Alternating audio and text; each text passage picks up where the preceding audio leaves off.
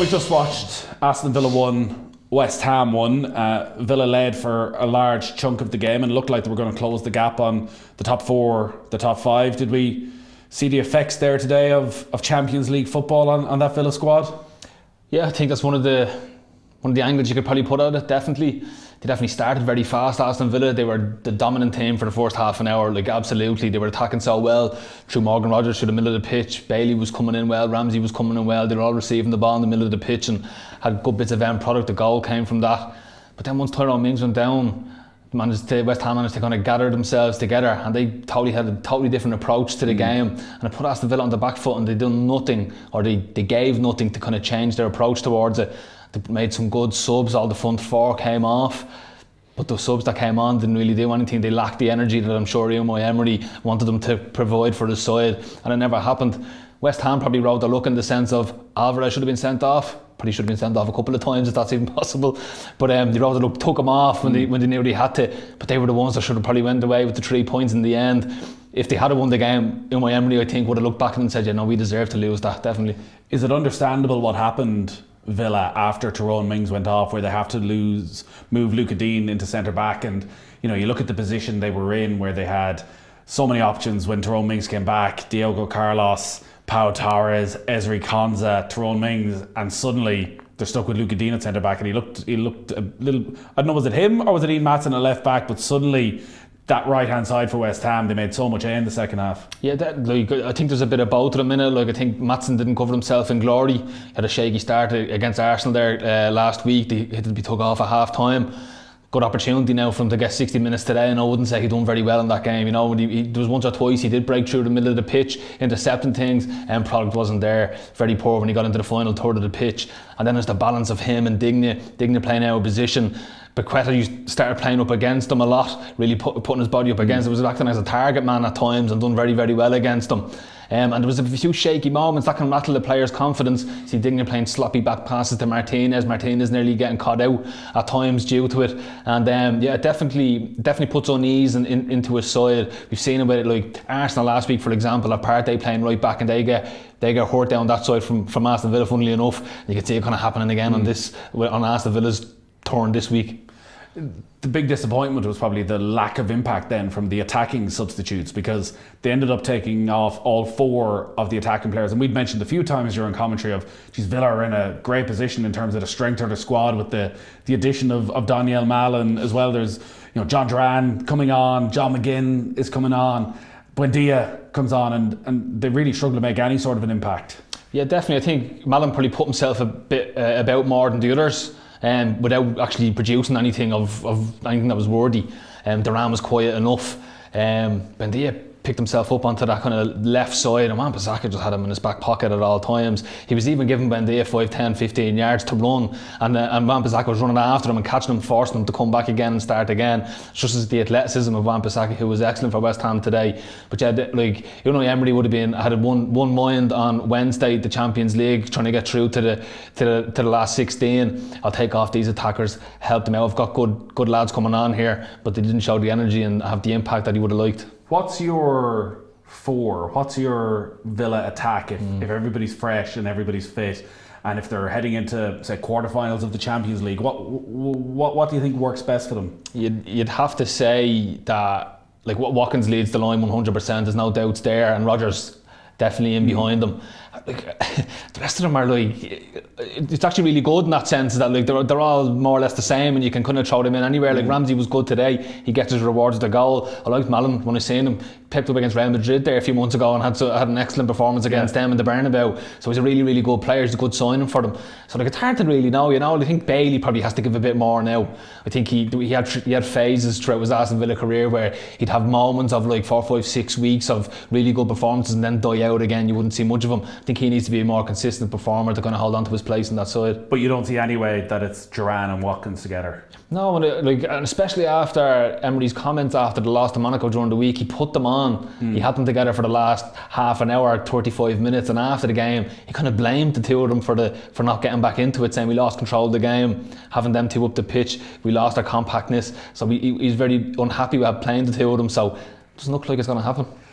Listen, it's a setback for Aston Villa, but the job that Unai Emery has done and getting them to this position where they go into the game against Celtic on Wednesday night, knowing that a win will almost certainly see them finish inside the top 8 and straight through to the last 16 of the Champions League. They're still going to scrap all the way to the end of the season to finish inside the top 5.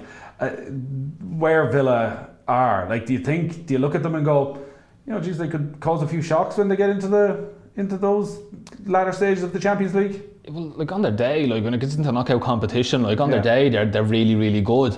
Like you can't argue against that attacking threat they have, especially do it so centrally. It's kind of a bit unique. Like they're wide men, they start wide, but when they receive the ball, they nearly always receive it in the middle of the pitch, and they just attack you down your throat. And it's really effective. You've got Watkins on the shoulder who just stretches the play constantly, and when he gets service, more often than not, he'll get you a goal as well. So I think they can cause an upset. And like you have to give Unai Emery like huge credit for the job he's done there. Like since when he came over to them being out like Champions League qualifier potentials constantly every year. They're near enough touching on the top 4, top 6 or whatever, and now when they're in the Champions League, he's got a great opportunity on Wednesday to bring them into the last 16. We only saw probably glimpses today of what Morgan Rogers is about, but at 22, his first full season in the Premier League, what a talent.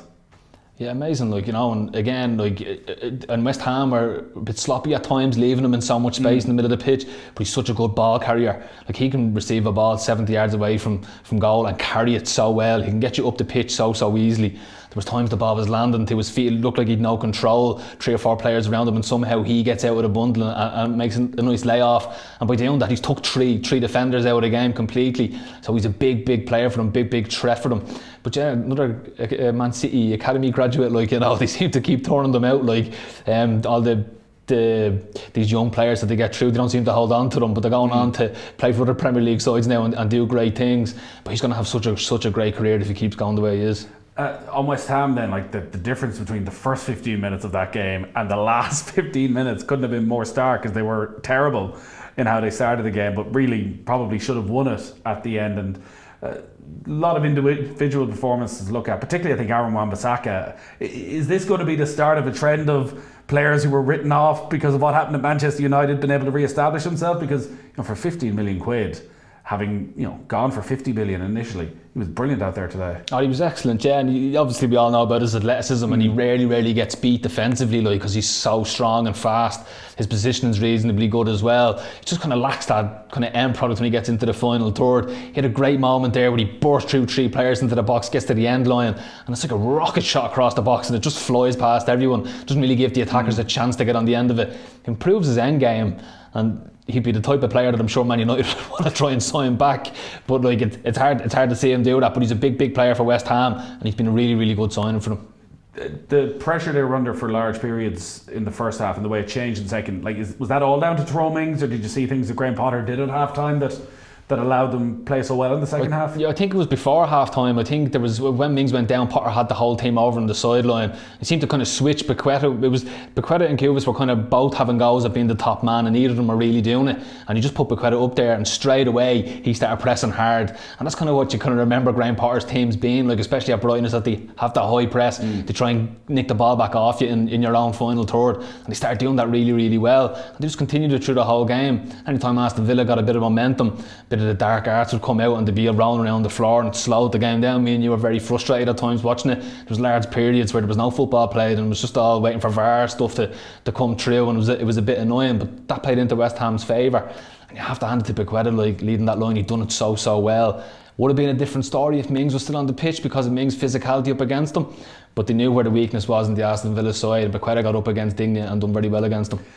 Obviously they're missing that number 9, and Mikel Antonio isn't going to be back before the end of this season. Fulkrug hasn't worked out for various different reasons, injuries as well, and they've been strongly linked as one of the teams potentially in for Evan Ferguson as a loan move for the remainder of the season. Would it be a good place for him to go, considering they're not going to be relegated? There's no great pressure in comparison to a lot of the other clubs he's been linked to. I don't know, it depends on his options. Always depends on his options. What a wonderful club to say you've played for, if he ever does go there. But I'd love him to go to a club that has an abundance of service for him. I'd love him to be at a club where he's going to get 2 or 3 chances every game instead of maybe 1 chance every 2 or 3 games. And I think that's something that's very important in his next move. All right, good stuff, Paul. Thank you. Bye.